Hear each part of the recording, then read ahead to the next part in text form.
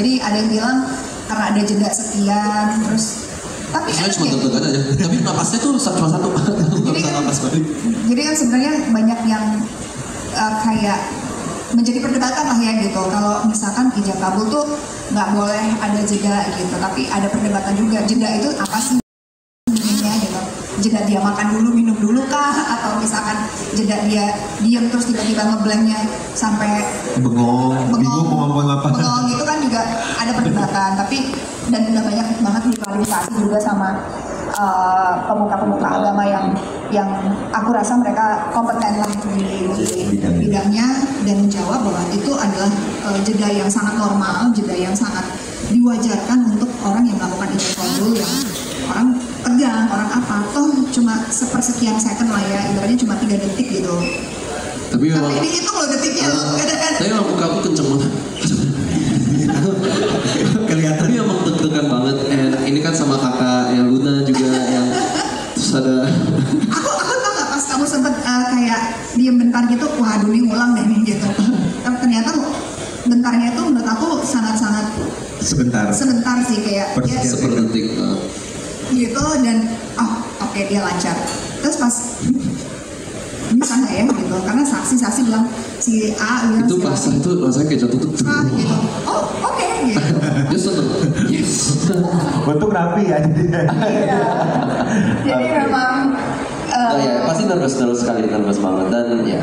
Kalau aku tuh lebih kayak oh my god lama banget nih gitu, kok nggak mulai gitu. Iya. Sebenarnya bukan lama nggak mulai kan semakin lama semakin deg-degan kan. Iya. Gitu. Sebenarnya it's very beautiful gitu. Aku sangat menikmati sebelum mulai. Ustadznya juga membacakan ayat-ayat suci gitu. Tapi lumayan lama di aku jadi kayak oh my god ini kok mau kapan mulainya gitu. Jadi deg-degan di situ. Tapi overall it was nice. It was amazing. Something yang aku nggak bakal pernah bisa lupakan sih. Yeah. Untuk pakaian Luna sendiri tadi bagaimana dari asli welas dan juga ya jadi memang nikah aku memang mau apa ya, aku tuh pengennya beda dari yang kebanyakan gitu. Bukan berarti pernikahan orang lain itu in general nggak indah ya, pasti punya sentimental memorinya sendiri-sendiri, tapi buat aku mau jadi beda buat aku, bukan buat orang sih gitu. Jadi waktu kita bicara soal konsep, memang lebih banyak aku sih konsepnya, kayak Max cuma iya setuju aja dan dia agree on many things yang aku lontarkan gitu, dan dia juga kayak oh ya bagus tuh, bahkan juga Max juga beberapa memberikan ide-ide juga. Tapi memang pada saat kita mengkonsepkan pernikahan ini banyak sentimental value yang aku pengen masukkan gitu. Nah, kita minum dulu bentar.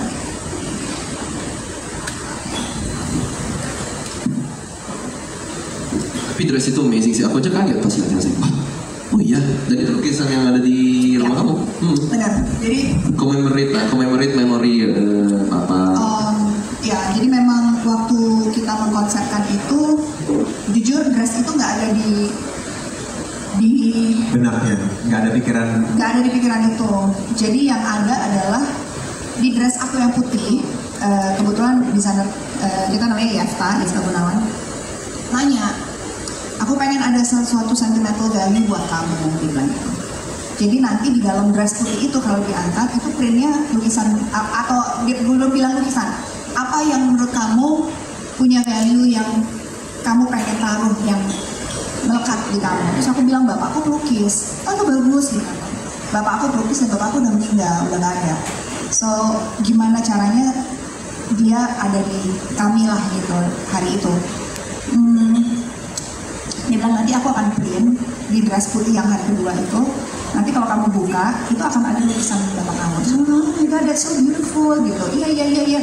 Oke, aku kirimin. Terus aku tanya ibuku, ibu lukisan bapak yang ibu suka yang mana? Oh banyak, dia bilang gitu. Lukisan bapakku ada ratusan, bahkan hampir berapa lah, hampir 1000 kali. Banyak, mau yang mana? Ya terus ibuku tuh kirim beberapa foto. Dan kenapa aku pilih itu, seharusnya ada foto yang kita berlima, keluarga. Cuma karena lukisannya udah agak Kayak ngelupas tuh apa sih? Pudar. Iya. Pudar. Ya meletek, tapi kan kalau lukisan tuh ya di store ya gitu kayak karena dia cat Iya, catnya mulai minyak ya, pakai minyak di kanvas itu, jadi karena bayi lembab mungkin apa dia agak Nggak jelas. iya gitu sayang banget, terus akhirnya yang ini lucu kali ya karena nyala banget warnanya. So aku fitting kesekian ke Yafta waktu itu, aku bingung udah di print nggak sih, kok aku fitting bajunya kagak polos gitu, kan aku angkat kok belum ada gitu. Terus tiba-tiba Yafta bilang aku ada surprise gitu, ya keluarin lah itu, masih dami dalam bentuk kertas, di print sama dia, nanti aku bikinin kamu dress kedua kamu gini-gini. Hah? Aku kan nggak pesen 2 dress ya, misalnya 1 kok. Terus bilang, hah? Oh gitu. Terus di print, iya nanti aku payat, aku gini, hah? Aku sama sekali nggak kebayang gitu, aku yang kayak oke gitu, nggak tahu tiba-tiba netesin air mata aja. Pas sebulan kemudian, 3 minggu apa 2 minggu kemudian dress itu jadi dan aku fitting, dan aku kayak oh my god.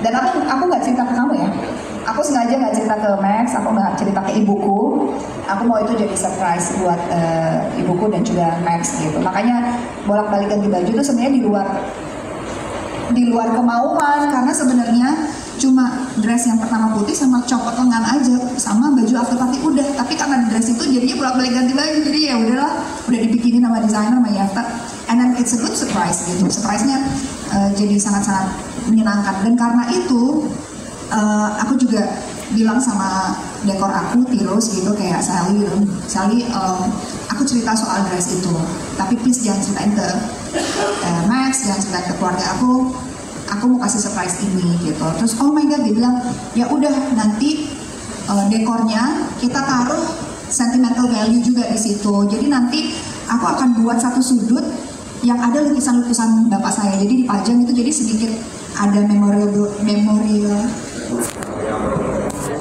aku juga. Jadi kita kasih di undangan fisik, kita kasih postcard foto-foto lukisan bapak aku kalau yang terima fisik. Terus juga di undangan digital pun yang kesebar itu, dan beberapa itu juga digabungkan ada lukisan bapakku. So dari konsep itu semua sangat personal ya, jadi memang kita menggabungkan apa yang dekat di kita, makanya itu membuat jadi lebih terasa intimate, lebih personal lagi.